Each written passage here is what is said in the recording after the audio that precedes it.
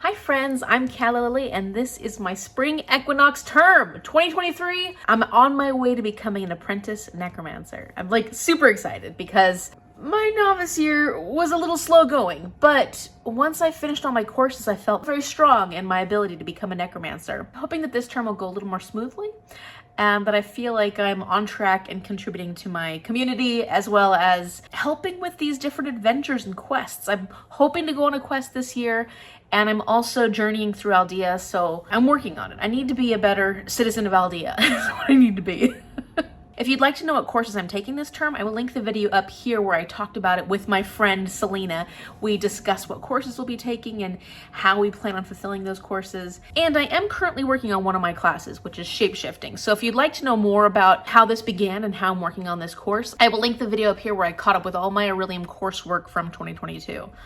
It took a little while, but I got there, and now I'm ready to continue this course. I'm pretty far along. I'm doing really well in this course. I'm absolutely loving it. Loving shapeshifting. It's just fantastic. It's fantastic. And so I'm currently on page 410 of Fool's Errand. This is the first book in the 20-man trilogy of Robin Hobb's greater Realm of the Elderling series, which is the third series within that bigger series. The first series in the Realm of the Elderlings is called the Farseer trilogy, and it's about Fitz Chivalry Farseer, who is the bastard son of Chivalry. And once Chivalry finds out that he has this son he knew nothing about, he ends up giving up his right to be king because he was supposed to be the next king, and that goes to his brother Verity. And Fitz is sort of taken in by his grandfather King Shrewd and is taught how to be an assassin, to support the crown, to support the kingdom, but then also to keep him from being a threat to the kingdom. Because he is of royal blood, there is a chance that he could be a threat and go against the crown. And so that's how that first series goes. It's not just that. There's a lot of adventures that Fitz goes on, and then of course there's one character called the Fool, who is my favorite character in that first series. I absolutely loved him. 15 years later, we're coming back to those characters, and it's just so wonderful. Like I said, the Fool is one of my all-time favorite literary characters, and Fitz this time around is becoming a favorite character. I liked him well enough in the Farseer trilogy, but I didn't love him the same way other people have loved Fitz. Now I'm loving Fitz the way other people loved Fitz. So this has been such an amazing read. It just feels so good. This is exactly what I want to be reading right now. I'm just so happy every day when I pick this up and I read my 25 pages. I'm trying to read about 25 pages a day to make sure I get this completed in April because it's also part of my TBR game. Every day when I go to pick this up, I'm just like giddy, excited because I'm enjoying it so much. So shapeshifting is going beautifully. So now my schedule for Spring Equinox has opened up quite a bit now that I completed the courses from last year, 2022. So I would like to start working on another course alongside shapeshifting. I've decided I'm going to work on restoration.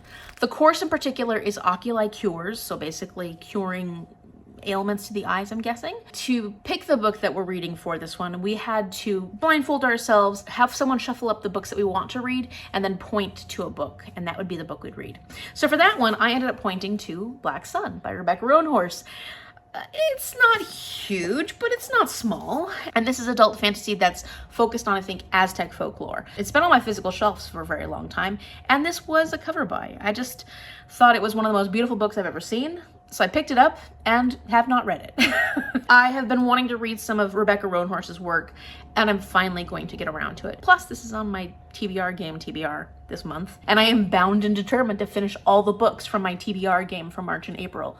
I'm so close. Well, I mean, I'm not done with the books, but once I start this one, I'll have at least started all 3 books that are remaining for my TBR game. I mean, the writing is actually not that small, but a lot of times with these adult fantasies, there's a lot of world building at the beginning. I heard this one starts out with a bang though, so maybe it just gets into the action. I don't know. And I will give you a bit of an update and let you know what it's about once I get into it a little bit and find out for myself, because I don't remember. I've had it on my shelf for so long that I have no clue anymore what this is about. But this will be a great book for restoration. Pretty girl. Ah, you're so pretty, pretty little girl.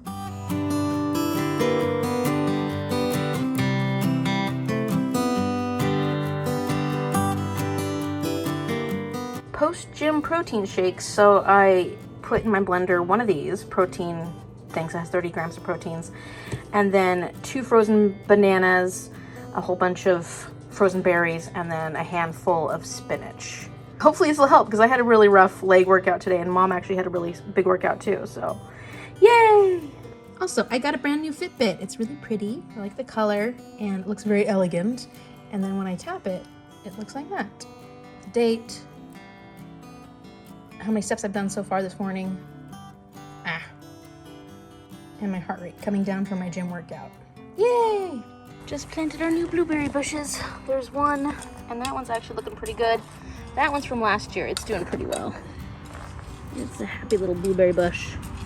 The next class I took was spells and incantations.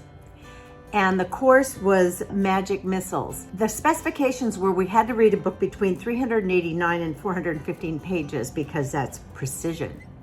So the book I picked was The Strange Case of the Alchemist's Daughter, 402 pages, so it fits the thing.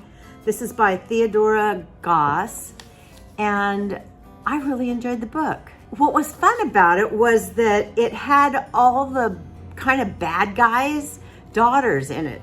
Like it had Mary Jekyll and Diana Hyde, Beatrice Rappaccini, Catherine Moreau, and Justine Frankenstein. It was so fun to have someone write a book about all these daughters of all these. Mom wasn't sure how to word this correctly, but what she's talking about are all these literary historical villains. When Mary Hyde's father died, she ended up getting in touch with all these women and they had an adventure. I love authors that are so clever. They find something that you don't think about. I would call it a found family. They ended up, in the long run, forming a family. I only gave it a 3.5, which to me isn't a bad review. A 3.5 to me is it was a fun read. I had a good time reading it. I'm not sure if I'd read it again. The only thing I really didn't like about it is the way the author decided to have commentary from these daughters throughout the book. So you're reading a part of it and all of a sudden there'd be commentary from the daughters. One of the daughters was writing the book and the other ones were commenting on what they were writing and making fun of them or adding more information or something like that. And I found that disruptive. And when I first started reading, I was really confused. I couldn't figure out why it kept stopping the story, which was really intriguing and interesting, and then writing these little nonsensical excerpts in between paragraphs. I told myself that I could just not read those, but as you're reading it, how can you skip over words? So I'd keep reading them and then go, ugh, what a waste. Then I'd read some more and I go, oh, here's another one. And I really should have listened to myself and not read those because I don't feel like they added to the story. Now, somebody else may review this and love it and love those little excerpts and think that it develops the characters or something. I didn't see that. I kind of was just frustrated the whole way through the book with those little excerpts. I thought, let's leave that out next time. Okay, so I actually have finished my shapeshifting course, Form Wolf. I now know how to shapeshift into a wolf, which is pretty cool. I've tried it out a couple of times in the woods in the back and creeped a few people out, including my neighbors, so it was fantastic. So in order to have completed this course, I needed to have finished Fool's Errand by Robin Hobb, because this has Night Eyes, a wolf on the cover, and it was so good. It was so good. This has now become my favorite in the whole Realm of the Elderlings series, which is interesting for me to admit because although I really liked the Farseer trilogy, I loved the Live Ship Traders more, which was the second trilogy within the Realm of the Elderlings. And yet coming back to Fitz and the Fool was such a joy. I was practically giddy the whole time I was reading this, honestly. And yet there wasn't a lot of action that happened in this. It was just the way Robin Hobb pulls on our heartstrings, knows how to build characters that we don't even realize we love as much as we love them until you come back to them later on and you're like, oh my gosh, I didn't even know I missed you this much. I had no idea. And so it was fantastic. 5 stars, probably my favorite book of the year so far. To be honest, it's just that good. It was that good. I enjoyed it that much. I was like wondering, is it because I'm just in the mood to read Robin Hobb right now? Or is it because I'm just loving this book that much?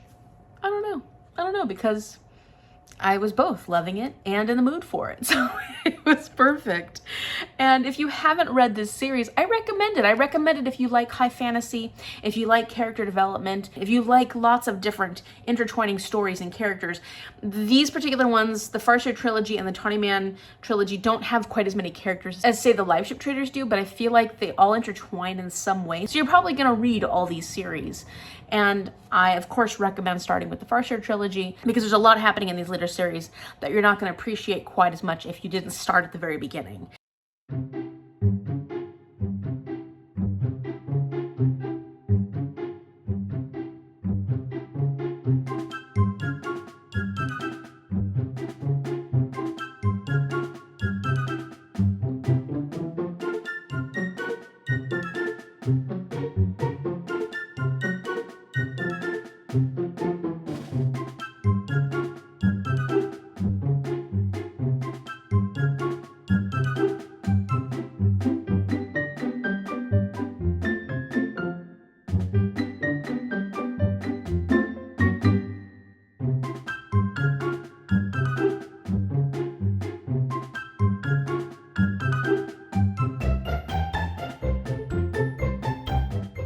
I also wanted to let you know that I have started my restoration course. I know I had mentioned I would be starting it, but it took me a few days to really begin it because I got into this so much that I was like, I need to finish this course. I need to finish this course. So I finished it, and then I started my restoration course. It is such a unique writing style. It is such a unique world that we're visiting. It's odd, it's different, and I mean that in the best way. I am really getting into this. I think that the writing is very simple in the way that it's not hard to come at it, but there's a lot of different perspectives that we're getting. So if I wasn't paying very close attention, I think I could easily get off track with this. But because I'm really trying to focus on, okay, this is who we're talking about here, and Rebecca Roanhorse has this wonderful little like guide at the beginning who tells you all the people and what their names are, I'm able to stay on track because each chapter, not each chapter, but most of the chapters are jumping between time, but then also between characters. So we have been following three main characters that I am aware of. I mean, there's other characters that we're interacting with. The three main characters whose narratives we are following are Serapio, who is going to be the Crow God Reborn, and Ziala, who is the captain of a ship, and she's half teak, which is this unique type of human that other people don't trust, or they abuse them and take their bones for good luck and stuff like that. And then we've got Narampa, who is the sun priest, and she actually came from the poorest part of Tova, which is this city that this is kind of like going to be focused around. Tova's up here. And then Serapio comes from Obregi, the mountains up here. And then we've got Ziala, who actually is teak, but she starts out her story in Quecola. Yeah, my pronunciation is going to be terrible with this. Just forgive me. And apparently Black Sun is not necessarily about a specific culture, but it's inspired by Mayan, Aztec, Polynesian, and Tewa cultures. So I'm currently 90 pages in, and I need to make it this far by the end of today because I'm a little behind on where I'd like to be because I need to make sure I get this done by the end of April, since this is for my TBR game. I'm gonna make it. The way this starts out is a very like in your face, something big is happening right from the very beginning. Serapio's mother's doing things to him at the very beginning that would be seen as incredibly cruel and painful and horrifying, but she is doing it because she believes that he is meant to be the Crow God Reborn. She's trying to prepare him for his destiny, his future. It's very difficult to read. So then we kind of leave Serapio for a little bit in the time period that we read about, and we flash forward to the future where we meet Narampa, and she is a child at this point, and she has found out that she's going to be a servant to the priests. And of course there's conversations going on with her family and what's happening with them, because typically people who are that poor do not become priests, they just become servants. And she has this goal of being a priest, of being someone very important, because she wants to be able to learn how to read the stars and the sun and the moon and stuff like that. Actually, wait, I'm sorry. That was when we jumped back in time. So then we jump forward in time to Ziala. Ziala is this woman who is a captain and a teak person. She's in jail because of having relations with a woman, which is considered improper in the city that she's in. I guess punishable by death, apparently. And not only that, but she has really upset, infuriated one of the noblemen of this town because he was accusing her of stuff that she didn't do, and I guess she pushed him off the boat waters. So she's in trouble for a lot of reasons, but then she gets asked by another merchant in this town to help transport this Obregi man to Tova, who ends up being Serapio. Oh, and then also we learn more about Narampa. She ends up becoming the priest that she wants to become. In fact, she becomes the sun priest. So the priests of Tova have been losing control of the different factions, the Sky Maid people within Tova. Those are the noble people, or the different clans of people within Tova, because there's these different cultist groups that are coming around and bringing in these ideas of these other gods, like the crow god. So of course she's dealing with some horrible things that are coming at her, trying to keep a semblance of normality within Tova, and also making sure that they maintain a certain level of honor and respect from the different clans, you know, for the priesthood, although the priesthood has done some really horrible things to the Crow clan. So of course there's a lot of tension in Tova. But yeah, I'm enjoying my restoration course. It's so unique and so different from some of the other books I've read that it's just a fun change, especially because I've been reading some pretty heavy duty fantasy before this. And not that this wasn't amazing, obviously it was 5 stars, incredible, but it's just kind of fun to switch it up. Also currently reading Wicked Fox by Kat Cho, and I just finished A Spindle Splintered by Alex E. Harrow. These are all fantasies, but they're such different type fantasies, so different, including the settings. The settings are so different in these that I'm kind of having fun with this variety of fantasy that I'm going through right now. And I think I'm just in a fantasy mood because everything is working so well for me at the moment.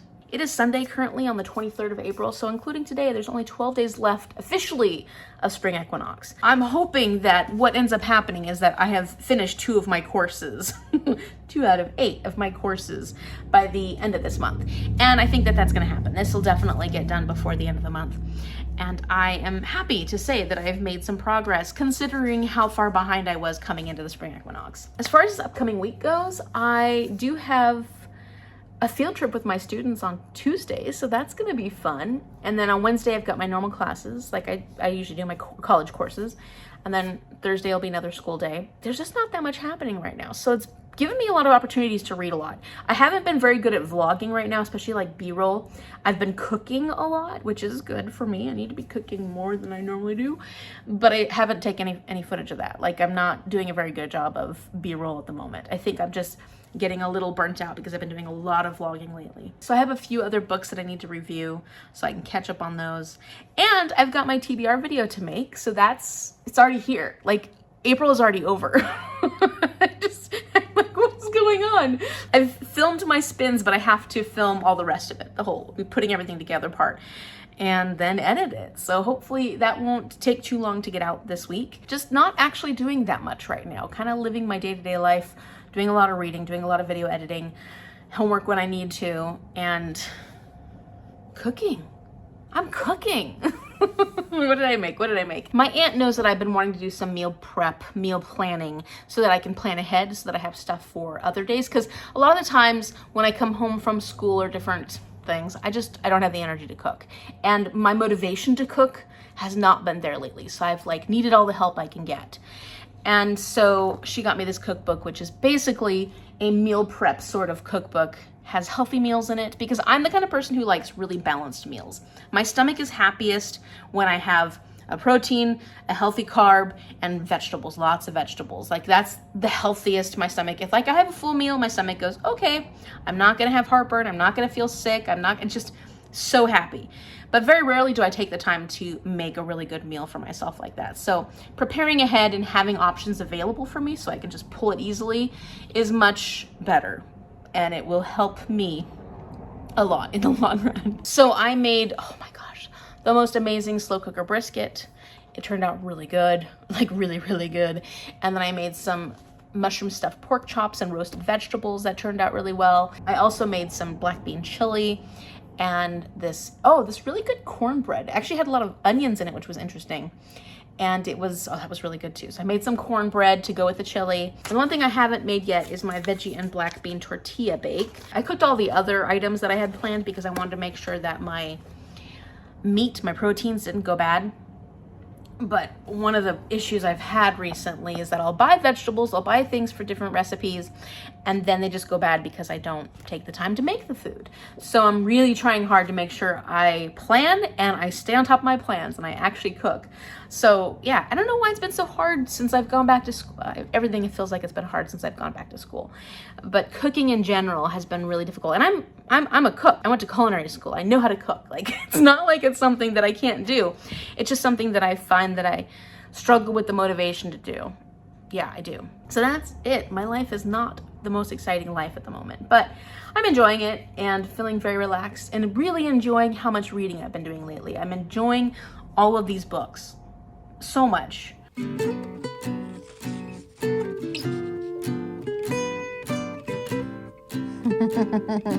Hey, handsome. It has taken a really long time for this one to finally bloom, but it is finally blooming. I can't really tell what color it is because this one's turned pink and this one's white with pink on the inside, but this one started out that way and has now turned pink. So I guess these are mostly pink. I have finished the book for my psionics and divination class. It's Cloud Study 101. It's a cloud effect. So the book that I chose for that is Ocean's Echo, because if you look here, there's clouds in the background. I'm hiding my face. I loved her first book, Winter's Orbit, and so I was so excited to buy this book. You know, I'd kind of read that it's not necessarily as much of a romance as the first book was, but I gave this 5. I really loved it. It's more of a political sci-fi, which I think Winter's Orbits was too. It was very political.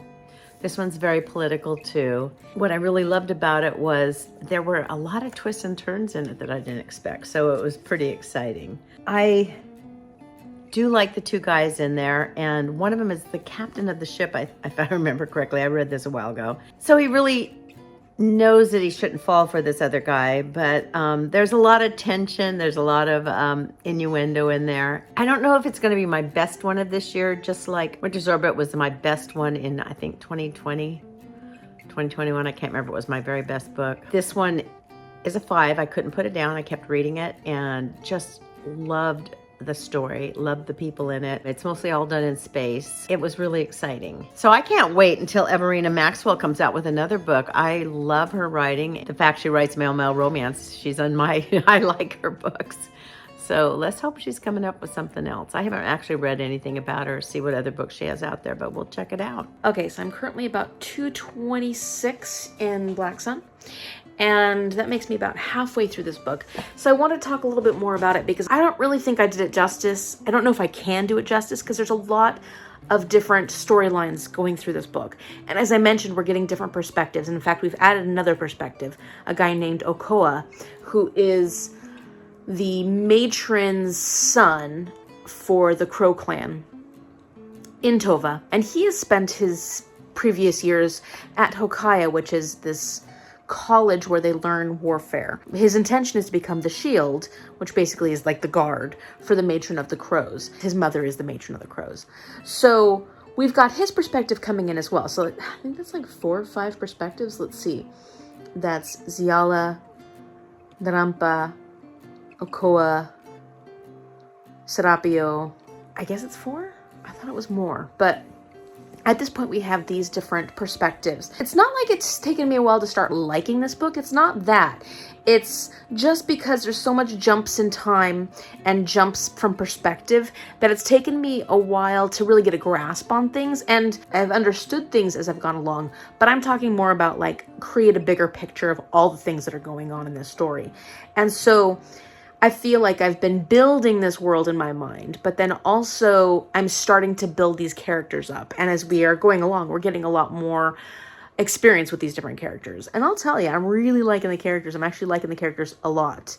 They're very unique. They have flaws. They have things that are going to make them either dangerous or not necessarily the best people, or they may not have the best intentions, or the goals and the intentions of these different people might conflict with each other. It will be interesting to see how they end up interacting with each other as things come to fruition, because we're sort of in this journey stage right now. Like, we're not really journeying with Narampa and Okoa, but we've got Serapio and Ziala.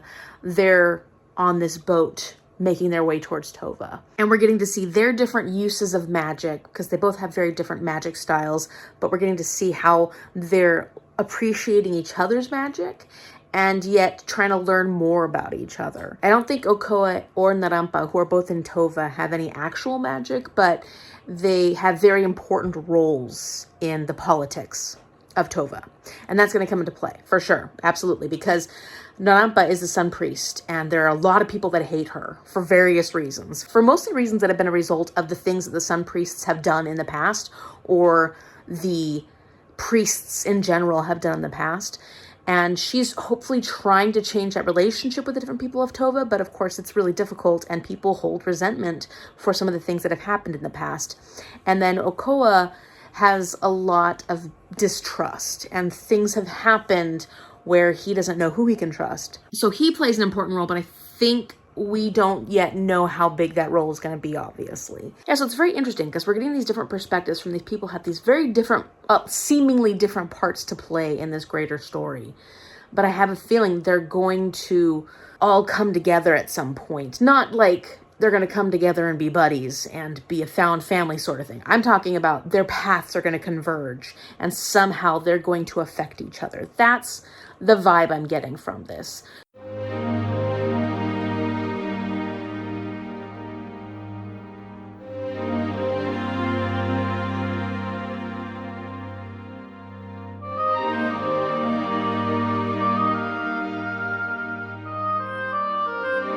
Hi, Selena. Hi. How are you? Well, I finished a book. What'd you end up finishing? I've been studying alchemy, and the class is... Principles of Transmutation. Yes, how do you know? I'm just prescient like that. And I read City of Brass by S.A. Chakraborty. Chakraborty. Hey, I even said it right.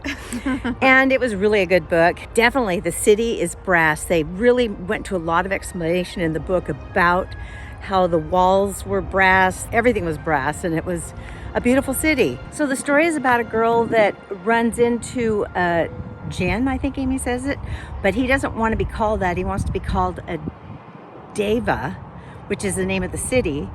And people resent that these djinns want to be called the name of their city rather than, be a djinn like everybody else. They're really angry when you call him a djinn. And he's been exiled from his city, from all of his people, but he found this girl. She's got special powers. He needs to take her to that city so that she can be in with her rightful people. The adventure is getting her to the city, getting her accepted by the city, and then lots of stuff happened. It's really good. I enjoyed it. I think I gave it a 5 or a 4.5, something like that. It's fantasy, and I didn't really expect a relationship or romance. It's a series, so it doesn't really get into what's going on, but I hope there's a romance. It was really high adventure, a lot of hate. Different groups hate each other. There's 6 different magical groups here. Everybody used to have all the magic, and then they were too powerful, and so the humans, there was one human that broke all the magic apart and had 6 tribes, and each of them got one of the magics so that nobody was as powerful. The fear is that somebody could become as powerful, and the girl apparently is very powerful. I don't know if she has all the magic in this story. It doesn't really make it clear. The story gears towards the second book, and you'll find out more. Well, I love the writing. I couldn't put the book down. I kept reading it and reading it. I do like the girl and the djinn. So I found it really fun read, easy read. It was a big book, but it just went really fast.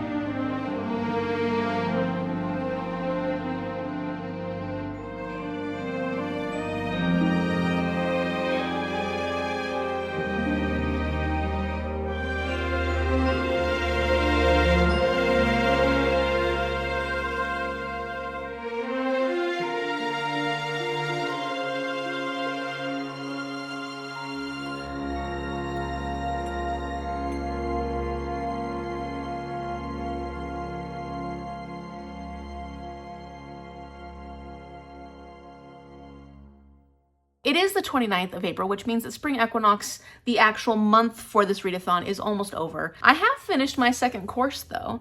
I finished Restoration, which is Oculi Cures. This course was fantastic. In fact, my 2 first courses that I've done for this spring equinox have been A+ classes.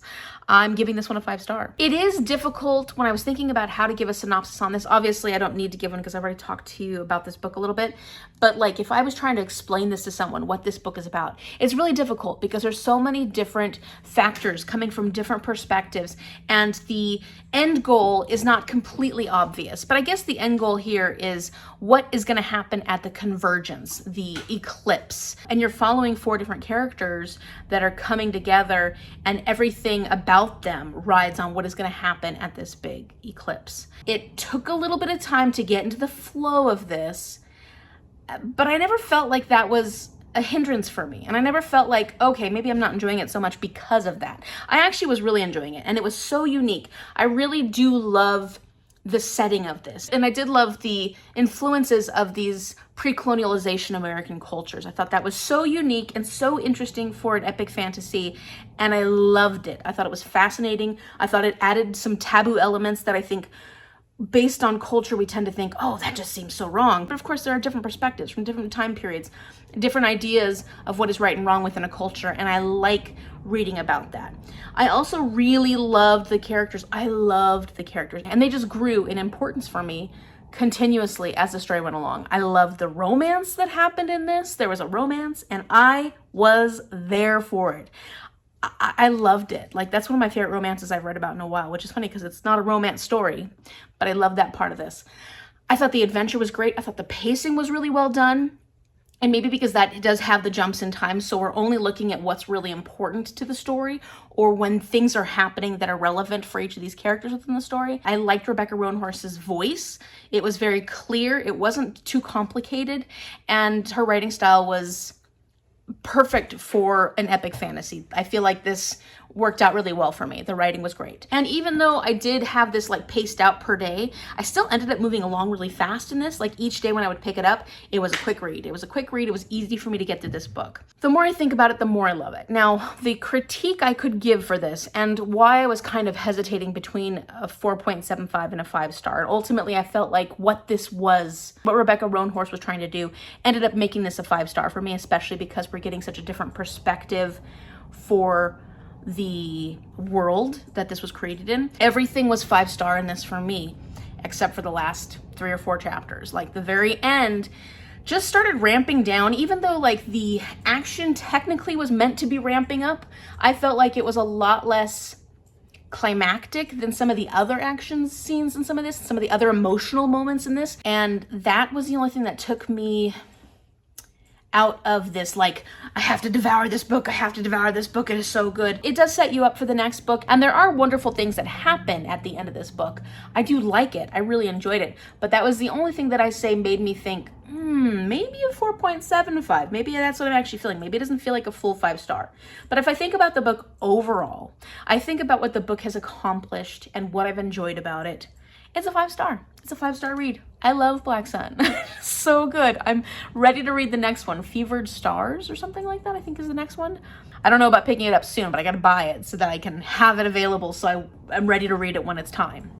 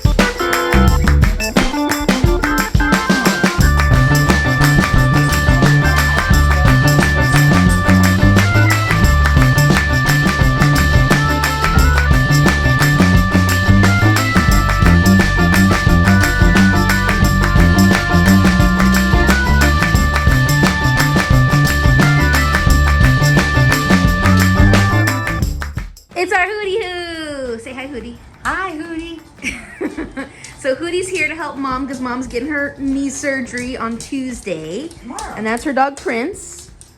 Hootie, everyone wants to know what kind of books you read. Murder mystery. Who's your favorite author? James Patterson. Yeah. Have you read all of James Patterson's books? Almost. Really? Mm-hmm. Do you have any of them or you just read them on like Kindle and stuff? I have them. Really? Yes. Oh my gosh, I didn't know that. I'm so excited about his books. Do you know which ones you haven't read yet or? The ones that just came out. Okay, so you've read all of his backlist? Yeah. Oh, that's really good. I'm on my last class, which is lore. The class I'm taking is The Legend of Dia, and the requirement is a book with a map. So not only did I get a book with a map, I got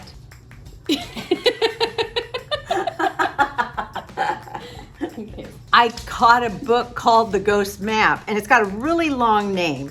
It's called The Ghost Map, The Story of London's Most Terrifying Epidemic, and How It Changed Science, Cities, and the Modern World. Big, long thing. And it's by Stephen Johnson. I bought this a long time ago at a used bookstore, and it looked really interesting, but I bought it just before our pandemic.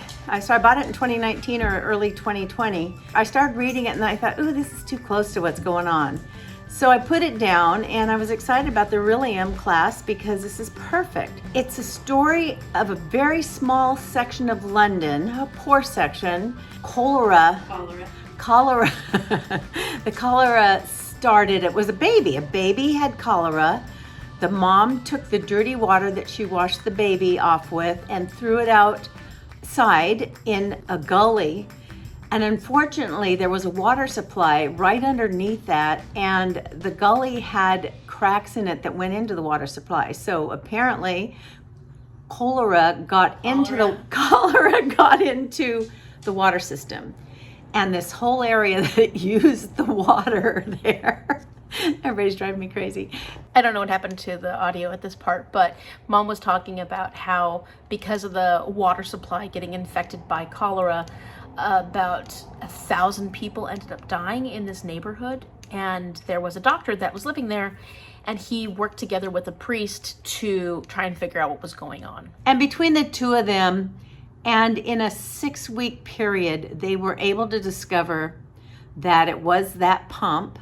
They were able to get the pump closed off so nobody could use it. They learned that one way to help people with cholera was they had to drink plenty of water, because what happens with cholera is that you get really bad diarrhea, so you're losing all your electrolytes, and so what you need to do is keep your body replenished with water. Why it says it changes cities is that they learned that it was really important to have a sewage system, and an underground sewage system that was airtight, that nothing could leak into it. Are you giving spoilers away? It's a nonfiction. There's no spoilers with nonfiction. Don't tell the whole story. How'd you Okay. like the book? I actually felt the book was written for somebody like me. I don't have any science or religious background, so I felt like it was written in such a way that I could understand the whole story. The author, Stephen Johnson, did a really good job of writing it. It was an interesting story, kept my attention. Once I started reading it, it was hard to put down because it was so well written, and the mystery of what's causing this and how can we figure it out. What's really funny is in any kind of problem, there's always people that say it's this or it's that. In London at that time, they had microscopes, but they couldn't see the cholera microbes in the water, so they didn't believe it was in the water. Most of the people in London felt that it was airborne, that because this area was everybody threw their garbage out. The garbage, they threw it out in the streets and everything stunk, and they kept saying, everybody's getting cholera because it stinks. But the doctor knew that other areas had really bad odors too. There were still other poor areas that stunk and had garbage out, and those people didn't get cholera. So I just felt it was interesting to see how science develops, and all the naysayers that say, no, that's not right. So as far as the rest of my Orilium coursework is going to go, I'm actually going to take a break for right now from Orilium because I have other things I need to focus on. And I will get back to Orilium hopefully sometime in May, if not, definitely in June, once school is done. my school, not Calla Lily's school. And then I will continue on and try and get as much accomplished as possible because I need to make sure I get the other 6 courses completed before Autumn Equinox. And I will. I'm going to do it this time. I'm not going to have another last year. So if you've read The Fool's Errand by Robin Hobb or you've read Black Sun by Rebecca Roanhorse, let me know. Let me know in the comment section down below what you thought. I gave them both 5 stars. I just loved these 2 books. I'm so happy with how my spring equinox is going so far. If you like this video, give it a thumbs up and subscribe so you can see what happens when I get back to my Orilium coursework. It's a lot easier for me to get through these courses during the summertime. So hopefully I can get a lot accomplished then. Thank you so much for watching, and I will see you later.